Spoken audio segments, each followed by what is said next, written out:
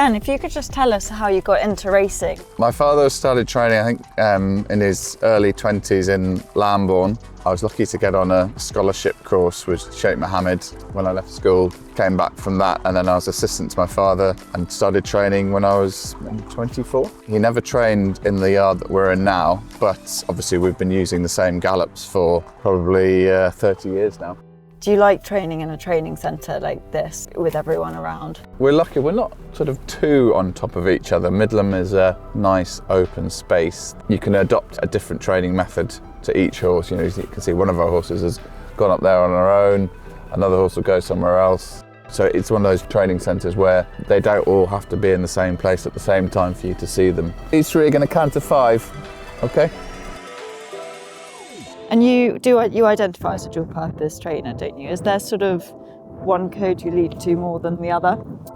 Not really. We love winners no matter what, you know, we'll take them wherever we can get them. You know, we're very adaptable. You know, we do well with sprinters, we do well with 3-mile chasers. So it gives you a lot of satisfaction when you can get the best out of both codes. Enjoyable as well when you can mix the two. It's an interesting dynamic for a horse to try both. What excites you the most? Is it those young horses, or is it a particular meeting, or having a big target in mind? I mean, being champion trainer at Cartmel, you know, it's not something you often think is necessarily likely to happen, but you know, last year we planned to try and make it happen. Certainly not sort of expecting it would, but it was a plan, and it did come off. So yeah. You know, that was incredibly satisfying, and that's what sort of certainly gets you up out of bed, and makes you really focus, and it makes you get the best out of the horses when you have a target, I think.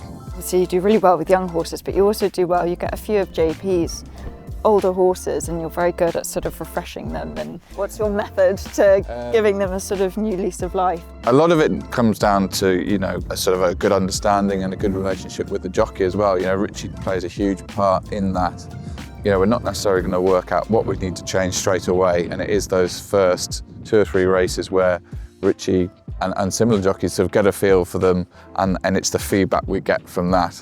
They've been trained by very, very good trainers who know how to train horses, so I'm not going to try and change. You know, they knew what they were doing, so I'm not trying to do anything too different, but it's obviously to get them happy. And I think, again, geographically we're in a place where, you know, these horses might just find life a little bit easier.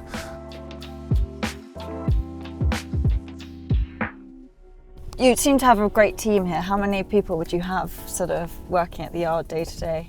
We've got sort of 7 or 8 full-time staff. You know, when you're in a dual-purpose yard as well, it's you know, there isn't really a time when you're off. So no, it's yeah, a hard job, but obviously very rewarding for them as well. And your wife Alice, is she involved with the running of the yard? She rides as a semi-professional show jumper.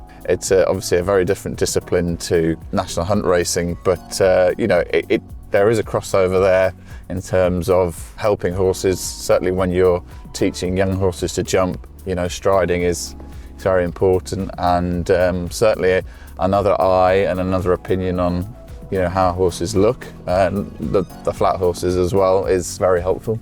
Are you quite good at sort of celebrating the good days? Do you celebrate as a team? Absolutely, yeah. I mean, we, funnily enough, we actually tend to get a little more focused when the horses are running well. We sort of knuckle down and try and make hay while the sun shines, I think. It's probably knowing how to react when they're not winning. We try and maintain a level head no matter how well or badly we might be doing. Somewhere like Cartmel is a fantastic place to celebrate. We definitely enjoy celebrating when we have a winner there.